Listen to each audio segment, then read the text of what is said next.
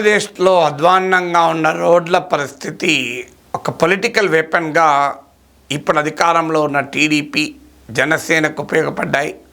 జగన్మోహన్ రెడ్డి వైఫల్యాలను వెక్కిరించాయి రోడ్లు. పవన్ కళ్యాణ్ నాయకత్వంలో జనసేన అయితే ఏకంగా రోడ్లపైన రోడ్డెక్కారు, పెద్ద పోరాటమే చేశారు. గ్రామాలకు వెళ్ళాలన్నా, మండలాలకు వెళ్ళాలన్నా, రాష్ట్ర రహదారులపై తిరగాలంటే అతుకుల గతుకుల రోడ్లు ఆంధ్రప్రదేశ్ ప్రగతిని, అభివృద్ధిని ప్రశ్నించాయి. జగన్మోహన్ రెడ్డి మోడల్ను వెక్కిరించిన ఒక కీలకమైన అంశం రోడ్లు. అంటే జగన్మోహన్ రెడ్డి గవర్నెన్స్ మోడల్లో ఉన్న భారీ లోపాన్ని ఎత్తి చూపాయి. అందువల్ల సంక్షేమ పథకాలు ఎన్ని అమలు చేసినా ఎకనామిక్ గ్రోత్ కన్సర్న్స్, మొదట్లో కూడా చెప్పిన ఆర్థిక వృద్ధి, అభివృద్ధి అనే అంశాలు ప్రజల్ని బాగా ప్రభావితం చేస్తాయి. అందులో ఈ రోడ్లు కీలక పాత్ర పోషించాయి. సో సహజంగానే చంద్రబాబు నాయుడు, పవన్ కళ్యాణ్ నాయకత్వంలో ప్రభుత్వం వస్తే ఫస్ట్ ప్రియారిటీగా రోడ్లు బాగు చేస్తారు అని ఎవరైనా అనుకుంటాం. సో రోడ్లు బాగు చేసే కార్యక్రమాన్ని నిజంగా కూడా చేపట్టారు, నిజంగా ఆ ప్రిపరేషన్ కూడా మొదలుపెట్టారు. కానీ ఎవరమైనా మనం ఏం ఆశిస్తాం? రోడ్లు బాగు చేస్తారంటే ప్రజలపైన భారం కాకుండా ప్రజలకు భారంగా ఉన్న ఈ రోడ్లను మారుస్తాము అని అనుకుంటారు. ఎందుకంటే చంద్రబాబు నాయుడు ఎన్నికల సమయంలో ఇచ్చిన హామీ ఏంటి? సంక్షేమ పథకాల పైన మాత్రమే జగన్ ఖర్చు పెడుతున్నాడు, ఇక దేనికి డబ్బులు లేవంటున్నాడు, రోడ్లకు డబ్బులు లేవు, ఒక ఇన్ఫ్రాస్ట్రక్చర్ డబ్బులు లేవు, ఉపాధి కల్పన ఆగిపోయింది అని విమర్శించారు. మరి అప్పుడు ఒక ప్రశ్న చంద్రబాబు నాయుడు ముందుకు కూడా వచ్చింది, మరి మీరు అంతకన్నా ఎక్కువ సంక్షేమం ఇస్తామంటున్నారు కదా, ఎలా సాధ్యం చేస్తారు అని అడిగారు. అడిగితే పదే చంద్రబాబు నాయుడు ఏం చెప్పాడు? సంపద సృష్టించి నేను సంక్షేమాన్ని, అభివృద్ధిని సమన్వయపరుస్తాను, నేను గతంలో చేసింది ఇదే హైదరాబాద్ నగరంలో అని పదే చెప్పారు. కానీ ఇప్పుడు సంపద సృష్టించడం కాదు, జనం నుంచి వసూలు చేసి అభివృద్ధి చేస్తామంటున్నాడు చంద్రబాబు నాయుడు. ఇది సహజంగా టీడీపీ వాళ్ళకు కోపం రప్పించవచ్చు, కానీ రియాలిటీ అది కదా. జగన్మోహన్ రెడ్డి రోడ్లు వేయక ప్రజల కోపాన్ని చెవి చూస్తే, చంద్రబాబు నాయుడు రోడ్లు వేసి ప్రజల కోపాన్ని చెవి చూసే రోజులు దగ్గరలోనే ఉన్నాయి. అందువల్ల in the interest of TDP చెప్తున్నాను నేను, తెలుగుదేశం శ్రేణులు తమ ప్రయోజనాల రీత్యానైనా ఆలోచించాలి. ఎందుకు ఈ ఉపోద్ఘాతం అంటే, తాజాగా ఆంధ్రప్రదేశ్ ప్రభుత్వం ఒక నిర్ణయం తీసుకున్నట్టు పత్రికల్లో వచ్చాయి. నేనేమి సాక్షి పత్రికలో వచ్చిన కథనం ఆధారంగా మాట్లాడలేదు, సాక్షి ఎలాగూ అలాగే రాస్తుంది, అందువల్ల దాన్ని పక్కకు పెడదాం. మీరు స్క్రీన్ పైన చూడండి, the Hindu, times of India లాంటి ఆంగ్ల దినపత్రికల్లో వచ్చిన వార్త. అన్ని పత్రికల్లో వచ్చింది ఆ మాట కథ, కలెక్టర్ల సమావేశాలకు కూడా. ఏంటిది? ఆంధ్రప్రదేశ్లో రోడ్లు వేయడానికి నిధులు కావాలి, కానీ ఆర్థిక పరిస్థితి బాగాలేదని చంద్రబాబు నాయుడే చెప్తున్నాడు. అధికారంలోకి వచ్చిన ఈ కొద్ది కాలంలోనే అప్పులు చేయడం భారీగానే మొదలుపెట్టారు. సో ఇప్పుడు మరి ఏం చేయాలి? ఎందుకంటే సంక్షేమమో జగన్మోహన్ రెడ్డి కన్నా ఎక్కువ ప్రామిస్ చేశారు. జగన్మోహన్ రెడ్డి 2,70,000 కోట్లు పంచాను అంటే ఏడాదికి 54,000 కోట్లు. నేను ఇదివరకు కూడా చెప్పాను, మింట్ అనే హిందుస్థాన్ టైమ్స్ గ్రూప్కి చెందిన బిజినెస్ డైరీ వాళ్ళ అంచనా ప్రకారం 1,20,000 కోట్లు కావాలి ఏడాదిలో సంక్షేమ పథకాల అమలుకి కావాలంటే. సంపద సృష్టి మరి మొదలైనా కూడా అది సమయం పడుతుంది. సో అందువల్ల అప్పటిదాకా ఈ రోడ్లు ఆగవు. ఎందుకంటే ఆ రోడ్డు మీద ప్రయాణం చేస్తున్నప్పుడల్లా ప్రజలకు జగన్మోహన్ రెడ్డి పాలన గుర్తొస్తుంది, చంద్రబాబు నాయుడు ఎందుకు గెలిపించామో గుర్తొస్తుంది. కానీ ఆ రోడ్లు అలాగే ఉంటే మనం జగన్మోహన్ రెడ్డిని తీసి చంద్రబాబు నాయుడు పెట్టుకుంటే మాకు ఏమొస్తుంది అనే ప్రశ్న వస్తుంది. ఇప్పటికే ఆంధ్రజ్యోతి లాంటి పత్రికల్లో రోజు కాకపోయినా రెగ్యులర్గా ఫ్రంట్ పేలో వార్తలు వస్తాయి. అవే అధికారులు మరి చంద్రబాబు నాయుడు ఎందుకు గెలిపించినట్లు తెలుగు తమ్ములు ఫీల్ అవుతున్నారు, మరి వారిపైన ఎందుకు చర్యలు తీసుకోలేదు, ఎందుకు చంద్రబాబు నాయుడిని గెలిపించడానికి మేము కష్టపడ్డామని తెలుగు తమ్ముళ్ళు ఫీల్ అవుతున్నారు, చంద్రబాబు నాయుడు పైనే తెలుగు తమ్ముళ్ళు ట్రోల్ చేస్తున్నారు అని ఆంధ్రజ్యోతిలో అనేకసార్లు కథనాలు మనం చూస్తున్నాం. సో అందువల్ల ఈ రోడ్లు ఇలాగే ఉంటే ఖచ్చితంగా ఈ ప్రభుత్వానికి కూడా చెడ్డ వస్తుంది. అందుకొరకు చంద్రబాబు నాయుడు ఏమంటున్నానంటే, సెంట్రల్ గవర్నమెంట్లో స్కీమ్ ఉంది.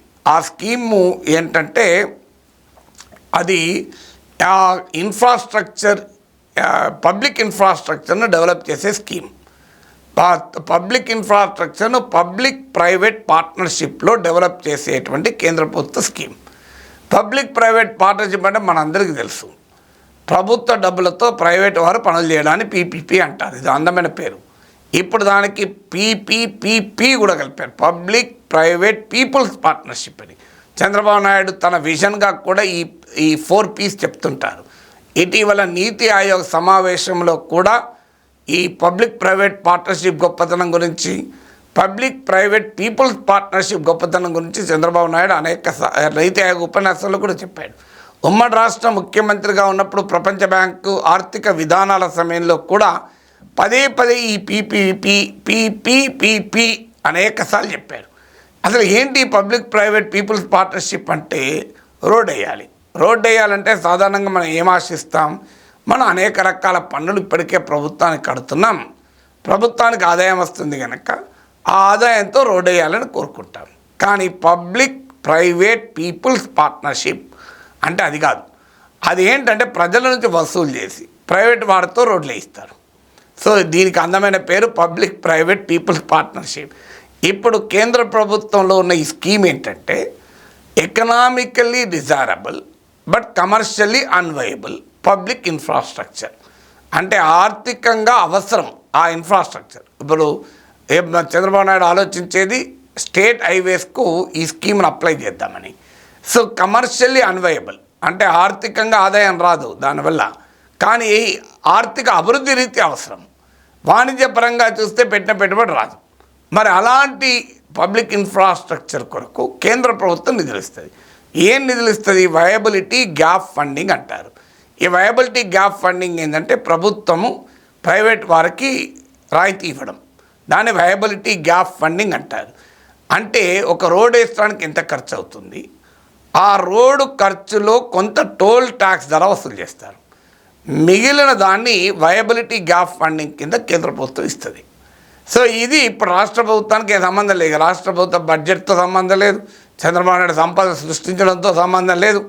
కేంద్రం ప్రభుత్వంలో ఉన్న ఈ పథకాన్ని ఉపయోగించి రాష్ట్రంలో రాష్ట్ర రహదారులు స్టేట్ హైవేస్ను మేము డెవలప్ చేస్తామని చంద్రబాబు నాయుడు ప్రభుత్వం నిర్ణయం తీసుకున్నది. కలెక్టర్ల సమావేశంలో కూడా దీని కొరకు హింట్ కూడా ఇచ్చినట్లు వార్తల్లో వచ్చింది. అంటే ఏంటి, ఇప్పుడు మనకు జాతీయ రహదారుల గురించి కూడా చంద్రబాబు నాయుడు ప్రస్తావించారు కూడా. జాతీయ రహదారులలో టోల్ ట్యాక్స్ ఉంటుంది. సో ఇప్పుడు కూడా ఇక నేషనల్ హైవేసే కాదు, మీ ఫాస్టాగ్ ఫాస్ట్గా ఖాళీ అయిపోతుంది.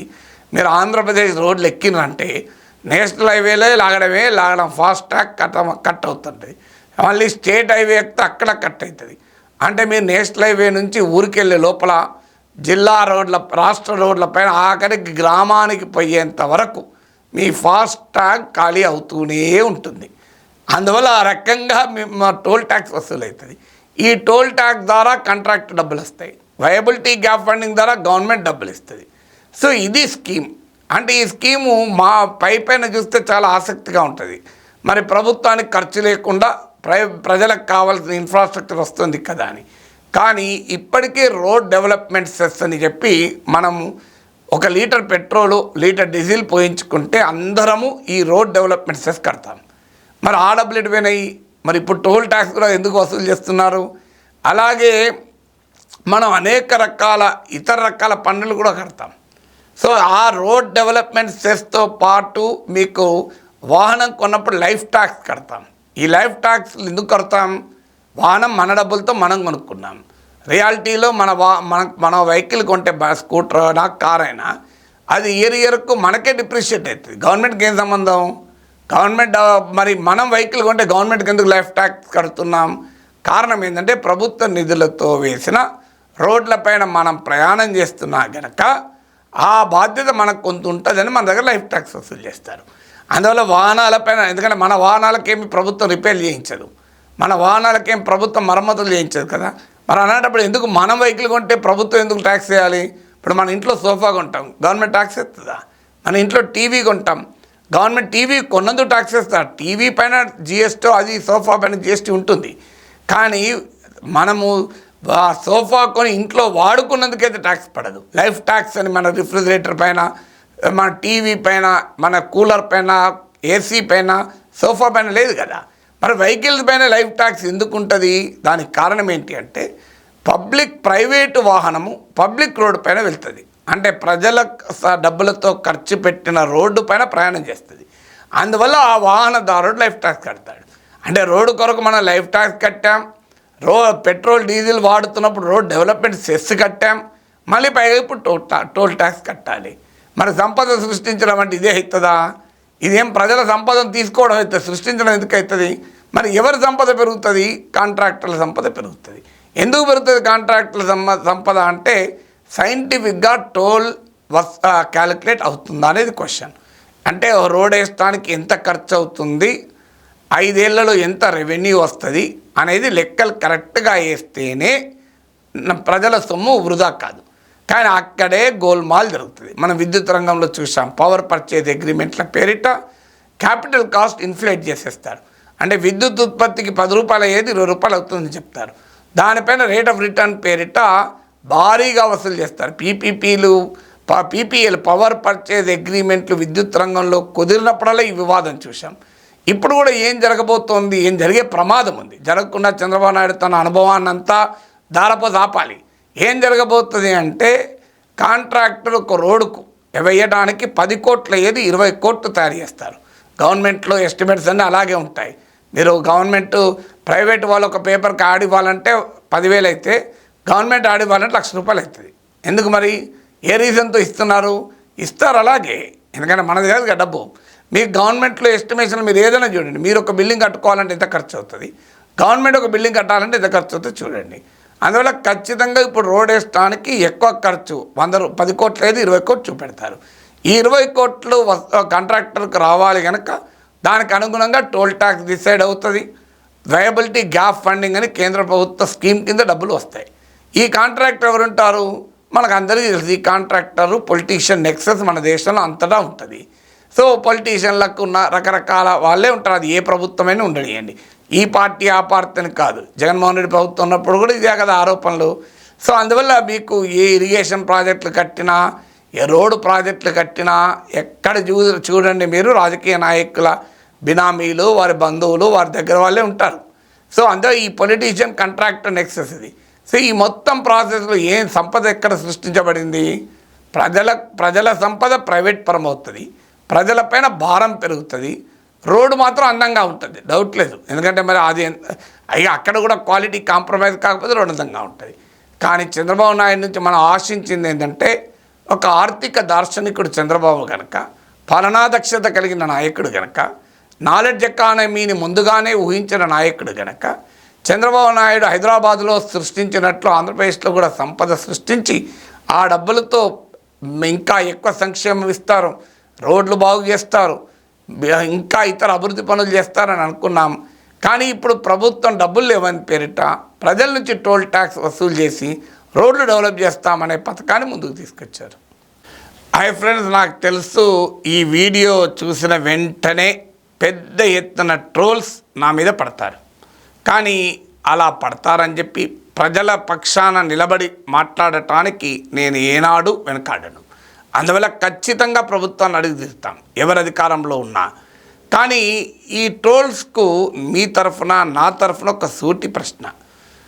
ఉదాహరణకు జగన్మోహన్ రెడ్డి ముఖ్యమంత్రిగా ఉన్న రోజుల్లో ఇలాంటి ఆలోచన ఏమైనా చేసి ఉంటే, అంటే టోల్ ట్యాక్స్ వసూలు చేసి రాష్ట్రంలో ఉన్న రోడ్లను గతుకుల రోడ్లను నేను మరమ్మతులు చేస్తాను, బాగు చేస్తాను అని కనుక ప్రతిపాదన చేసి ఉంటే తెలుగుదేశం పార్టీ ఏ వైఖరి తీసుకునేది? చంద్రబాబు నాయుడు ఏ వైఖరి తీసుకునేది? చాలా అద్భుతమైన ప్లాన్ ఇది. నేను ముఖ్యమంత్రిగా ఉమ్మడి రాష్ట్రం ఉన్నప్పుడు కూడా పబ్లిక్ ప్రైవేట్ పార్ట్నర్షిప్ అని చెప్పేవాడిని, పబ్లిక్ ప్రైవేట్ పీపుల్స్ పార్ట్నర్షిప్ అనేవాడిని. పీపీపీ మోడల్ చాలా కరెక్ట్ మోడల్. ఈ మోడల్కు నేనే అసలు మొదలు పెట్టాను. అందువల్ల జగన్మోహన్ రెడ్డి ప్రజల నుంచి టోల్ ట్యాక్స్ వసూలు చేసి ప్రజల పార్ట్నర్షిప్తో రోడ్లు వేస్తే ఖచ్చితంగా మేము ఆహ్వానిస్తాం, సమర్థిస్తాం అని చంద్రబాబు నాయుడు అనేవారా? తెలుగుదేశం ఊరుకునేదా? ఇప్పుడు సరిగ్గా నేను ఈ వీడియోలో చెప్పిన అంశాలే జగన్మోహన్ రెడ్డి కనుక చేసి ఉంటే టీడీపీ అనేది చంద్రబాబు నాయుడు అనేది, అంటే అధికారంలో ఉన్నవారు ఒక రకంగా, ప్రతిపక్షంలో ఉంటే మరో రకంగా, ప్రజల పక్షాన ఉండే మా లాంటి వాళ్ళు ఆ పని జగన్మోహన్ రెడ్డి చేసినా చంద్రబాబు నాయుడు చేసినా రియాక్షన్ ఒకే రకంగా ఉంటుంది.